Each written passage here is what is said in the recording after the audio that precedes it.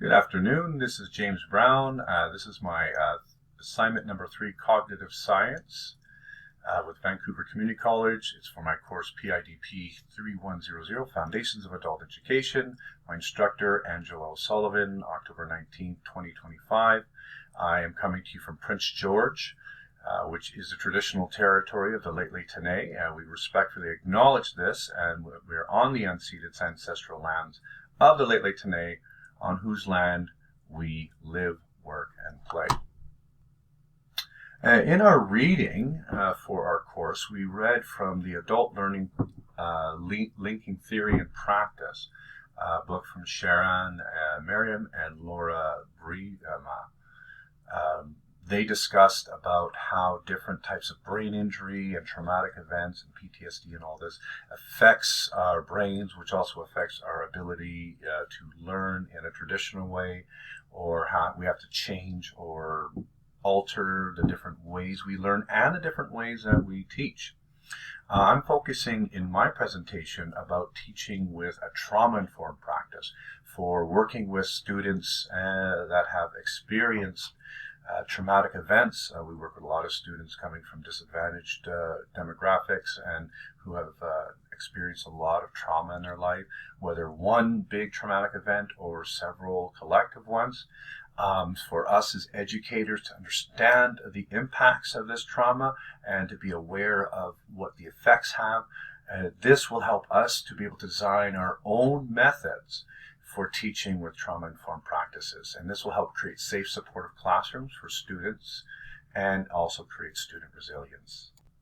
The presentation agenda, we're going to talk about understanding trauma and its impact on learning. We'll talk about some core principles for trauma-informed practice teaching, some practical strategies we can use for trauma-informed classrooms, and also we'll discuss supporting each other as educators and all of us within our school community and our learning environment.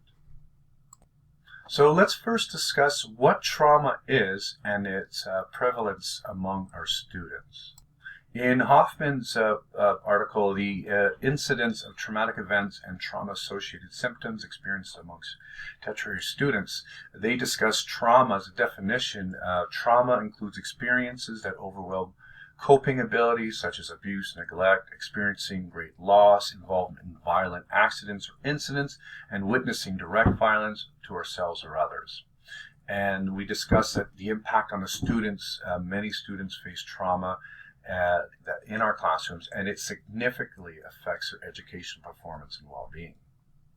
So what are some of the impacts our students have from trauma as it relates to them learning in the classroom?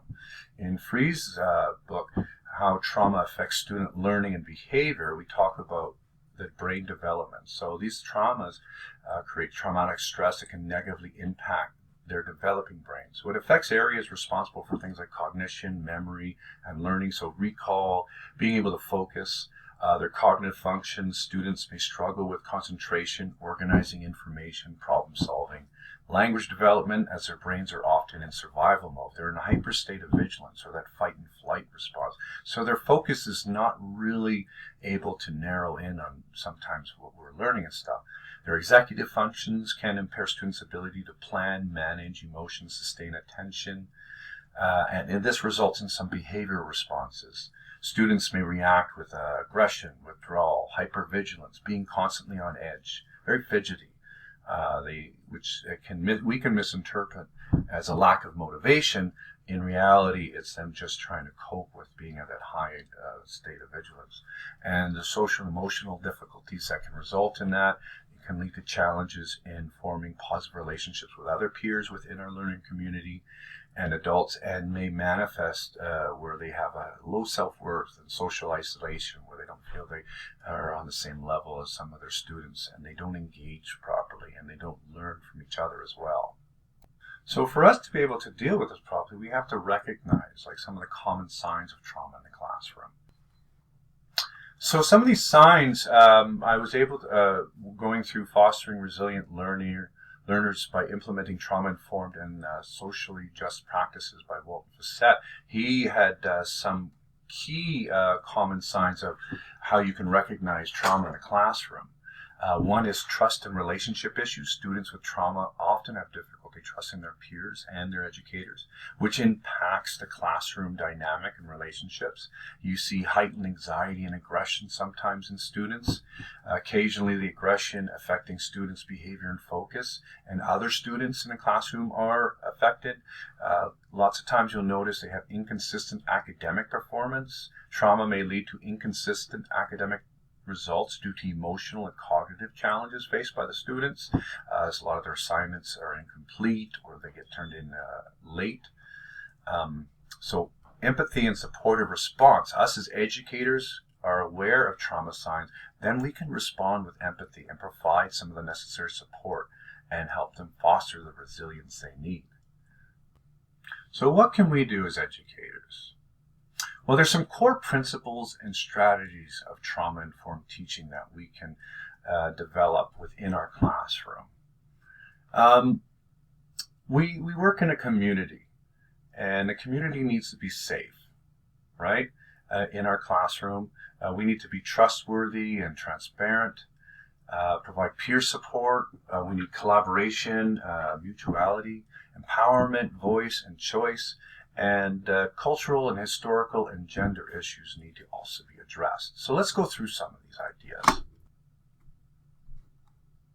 So, when we're talking about strategies establishing safety and trustworthiness, we need to have a predictable environment. Predictable classroom settings help students feel secure and reduces uncertainty. Give our students clear expectations of what we want, have clear rules and expectations. That helps build trust and promote positive student behavior. We also need to have a very calm environment. We want to reduce the anxiety. Consistent routines help lower student anxiety and create a calm learning space. When we're talking about emphasizing empowerment, our student voice, we're talking about student self-expression. We need to encourage our students to be able to express their thoughts and feel comfortable to be able to do so. It helps build their confidence and their own personal identity. Empowerment through choice, we allow our students to make decisions, foster a sense of control and ownership over their learning. And we want to help with this trauma. We want to help healing with it. Empowerment and voice are vital components in supporting trauma recovery in students, and communication and being able to give them a safe space to be able to come and talk and discuss, and open door policies. And we work in a very diverse environment these days, and making sure that we're promoting collaboration and cultural responsiveness within our classroom, because everybody has their own stories, their own trauma, their own history. So we need to respect the diversity. We need to acknowledge and value the diverse cultural backgrounds in our classroom. That creates an inclusive learning environment for all students. That creates collaborative engagement. We work together with the students and families. We strengthen relationships, support effective teaching practices.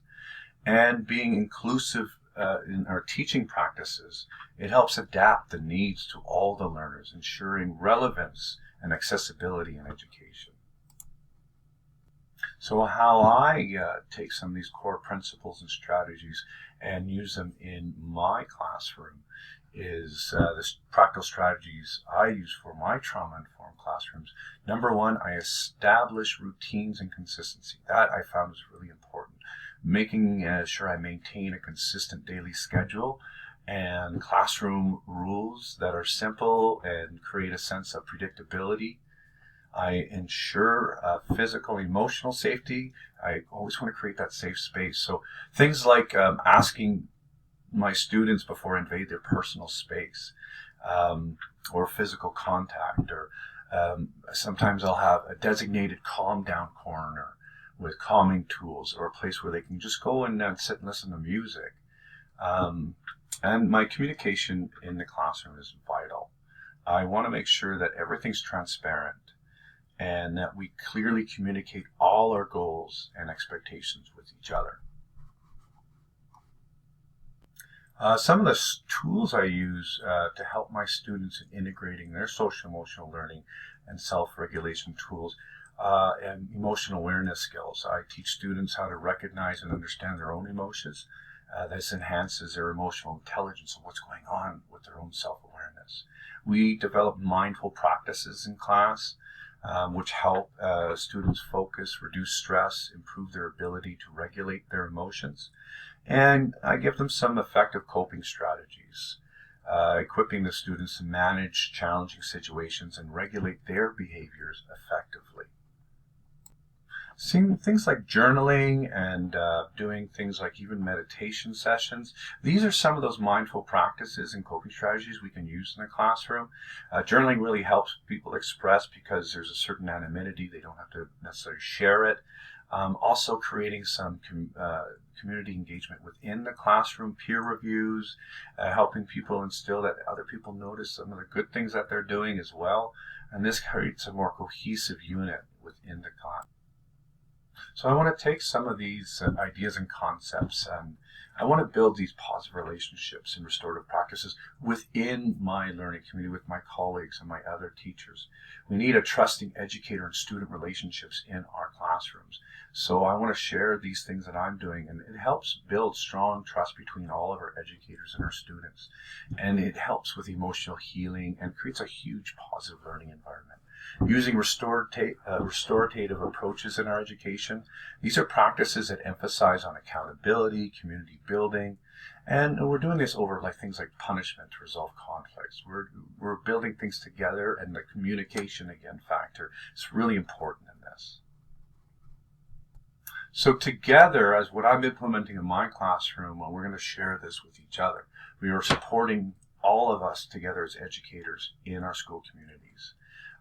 In Edward Pohunda, the role of adult learning in education community development, he put in a quote, transformative learning theory, a model developed by Jack Mezirow, is another influential framework. This theory examines how adults change their mindsets through careful thinking, questioning existing beliefs and suppositions. When individuals undergo transformative learning, they experience a profound shift in consciousness that leads them to reassess their worldviews and craft new ways of thought and action. In regards to community development, this model holds great value because it helps people become change agents who drive a social invention for the betterment of the whole society. And that's what it is, our community, our society. And together we can develop this as a very strong idea that we have to kind of implement within our classrooms. Because this is transformative what we're doing, and we are agents of change, and we need to support each other to be able to be successful with this. But this does come at a price sometimes.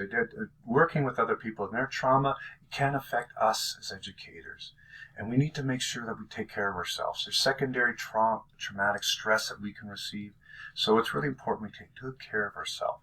In Heart Tongue, the Association of Self-Care Burnout and Secondary Traumatic, you can get some great tools for self-care. It shows it talks about seeking support networks. We need to prevent our burnout. We got to manage this secondary traumatic stress through things like self-care, like yoga, or having activities with friends, and working with our colleagues, and taking that break we need to be able to take care of ourselves when we feel those levels of ourselves are getting heightened. We need to be whole ourselves to be an effective communicator with our students and our facilitation. And this takes everybody. We all need to work together. We need to foster a whole school trauma-informed approaches. Make it a school-wide support system. We establish consistent support systems all over the school addressing the needs of all students and staff impacted by trauma, and have a culture of understanding that cultivates a culture of empathy and awareness. This promotes emotional safety, resilience throughout the entire school community. And other things like engaging families and our community partners, that will also help strengthen the whole process. Engaging families creates strong support systems, community partnering, community organization helps expand more resources for student support and well-being, and strengthen the support networks that combines the efforts from families and communities, builds a robust network for student assistance. So in conclusion, teaching in trauma-informed practice helps develop empathy and support. It helps tailor our educational strategies, and we work together, and it creates a big community collaboration. So families and community builds resilience and promotes student success, which is what we always want. So these are some of the great references I used to build this presentation. I hope you enjoyed it, and have a great day.